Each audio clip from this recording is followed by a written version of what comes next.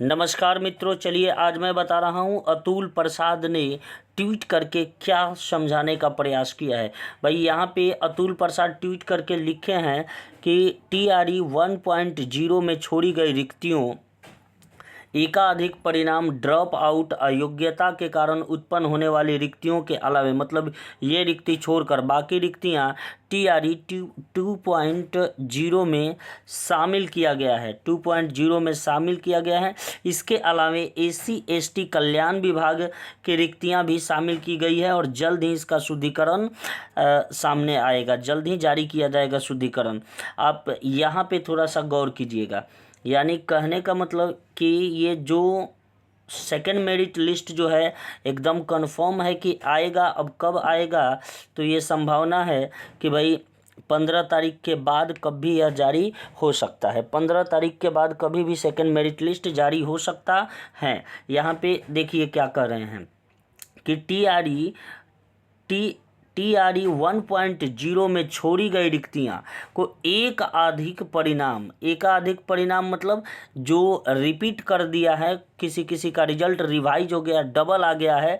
जैसे कि कहा जाए कि उनका अगर DLED और BEd दोनों किए हुए हैं तो प्राइमरी में भी आ गया है और 9th 10th में 11th 12th में भी हो गया है। तो ऐसे लोग छठे हैं, ड्रॉप आउट हुए हैं तथा अयोग्यता के कारण, यानी कि जिनका डॉक्यूमेंट फर्जी था वे लोग भी छठे हुए हैं। तो ये सारे लोगों को, इन लोगों को छोड़कर इन लोगों का मेरिट लिस्ट जारी होगा। भाई इन लोगों का सेकंड मेरिट लिस्ट जारी होगा। बाकी सभी रिक्तियों को TRE 2.0 में शामिल कर लिया गया है। लेकिन यहाँ पे एक चीज़ है कि PRT को नहीं शामिल किया गया है। यानी 9th 10th 11th 12th को शामिल कर लिया गया है, लेकिन PRT के जो नियोजित शिक्षक वाला सीट होगा उस पर मेरिट लिस्ट देखने को नहीं मिलेगा, उसका यहाँ पे जिक्र नहीं कर रहे हैं। ये कह रहे हैं केवल कि जो अभ्यर्थी क्या रिक्ति में से छठे, जो अभ्यर्थी रिजल्ट में क्या हुए हैं, छठे हुए हैं, रिजल्ट हो गया है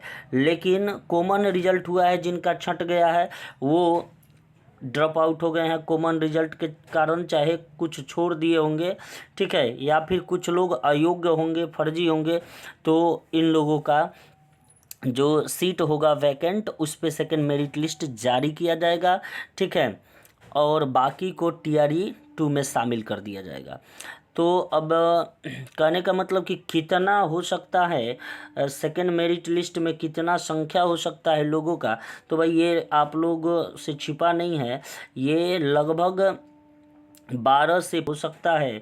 कहा जाता है कि भाई, कहा गया है कि 20,000 तक सीट खाली है।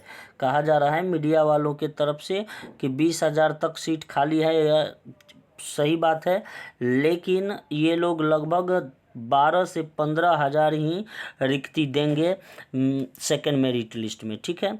तो आप लोग यहाँ पे देख लिए कि ये समझाना चाह रहे थे इससे कि भाई सेकेंड मेरिट लिस्ट जल्द जारी होगा। और साथ साथ क्या बात है कि ये जो TRE 2 आ रहा है भाई, इसमें जो 9th 10th 11th 12th के अभ्यर्थी हैं लोगों का भी सीट अब बढ़ेगा, क्योंकि जो भी उधर से कॉमन मेरिट बना होगा या 9th 10th 11th 12th में जो भी ड्रॉप आउट कर गए होंगे, छट गए होंगे, सबको इसमें शामिल कर दिया जाएगा और इसका शुद्धिकरण जल्द ही जारी किया जाएगा, ठीक है, ये इन्होंने कहा। और यहाँ पे आप लोगों को एक और चीज़ हम दिखा रहे हैं।